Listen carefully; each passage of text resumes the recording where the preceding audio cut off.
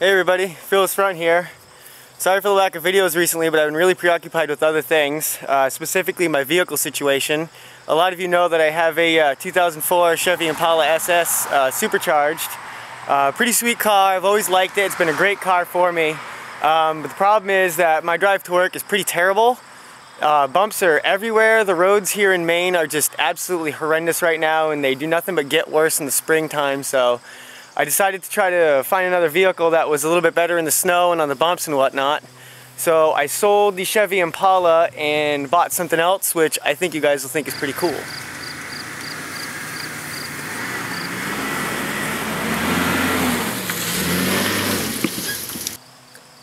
Alright, so here it is. It is a new to me, obviously, 2000 Jeep Cherokee. The guy that had it before me lifted it 3 inches.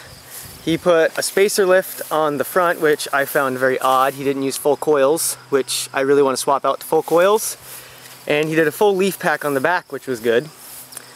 You can see a little bit of damage there on the driver's side rear door, but other than that, the body's in pretty good shape. It has your classic Jeep Cherokee rust, which is, you know, on the bottoms of these rocker panels, which is repairable. You can see the one hole right there. And the bottoms of the doors are a little rusty, but not bad, definitely fixable. The inside you can see here, I just cleaned up yesterday, just fully detailed this thing, so it's actually in really good shape. It cleaned up really well, so it almost looks new on the inside.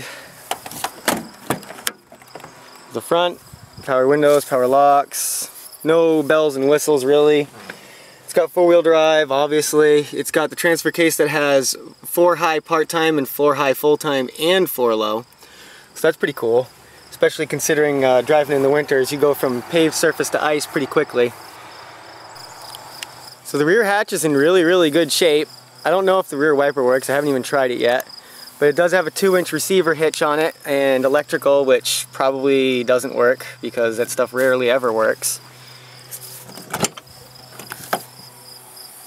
Guy put brand new lift struts in it. It's got a brand new fuel pump, brand new alternator, brand new starter, crank and cam position sensors, all kinds of stuff. There's a brand new water pump sitting there waiting to go in. It doesn't actually need a water pump, but you know, it's just proactive maintenance, which I was glad to hear that the guy does.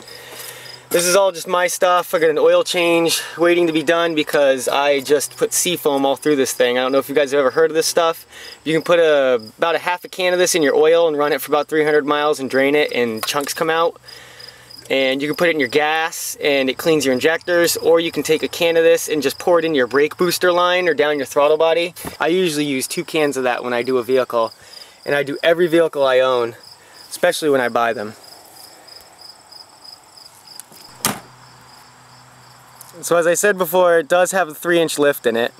I've trimmed the front bumper because pieces of it, the bottom of it, were just peeling off, so I trimmed it up so it looked a little bit better. You can see down the passenger side is pretty much flawless as far as body damage is concerned. A little bit of rust here on the back, again. Tiny little hole in there. The exhaust, the muffler is going to need to be replaced. I'm probably going to put like a Flowmaster or something on it. I had to do a transfer case drop because when I got this thing, you'd go about 40 miles an hour and step on the gas and the whole ass end would vibrate because of the pinion angle from the lift. Now when the guy sold this thing to me, he sold it to me with a check engine light on. The heater defrost setting would only stay on defrost. You couldn't get it on your feet or out the vents. None of the power windows would work except for the driver's side switch, but all the other power windows, none of your passengers could roll down their own windows, which kind of sucked. The windows worked.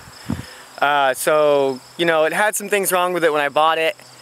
All of those things are really common Jeep Cherokee problems. The problem with the defrost was a vacuum hose, which I fixed in about 10 minutes. The power windows was a pretty easy fix. I used a jumper wire and fixed that in about another 10 minutes. I haven't put a wrench to the motor at all yet. It's got the 4-liter straight 6 in it, and those are just as rugged as can be. But so far everything's fixed up really quick and easy for me, so I'm pretty excited about that. It doesn't have any real big flaws or problems, no mechanical problems. Everything works really well, which I'm quite surprised considering the price I got it for. Let's fire it up for you guys.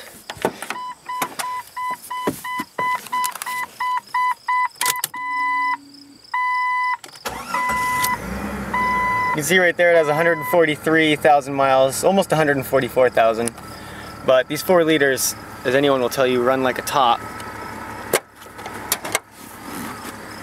check out the engine.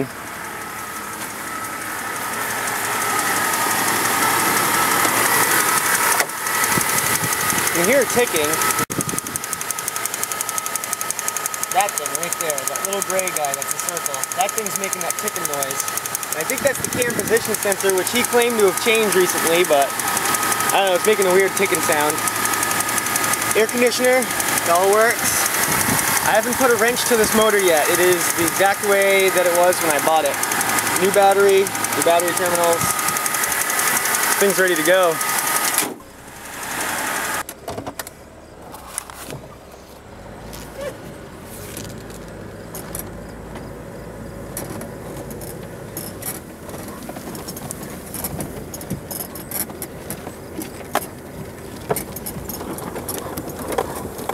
Yeah, we like it when the weeds are taller than the front of the truck.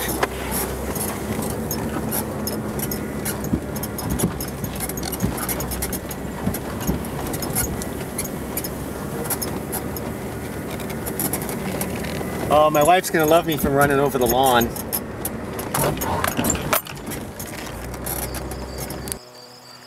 So like I said before, I'm sorry for the lack of videos, but I was really preoccupied with getting this thing squared away so I could drive it to work every day. But now that it's all done, I can get back to making update videos and stuff like that. But let me know, do you guys want to see romp videos with the Jeep or tech videos with the Jeep? I can certainly do stuff like that because I'm going to be working on it, and we're definitely taking it off-road. So let me know if you guys want to see more of this thing.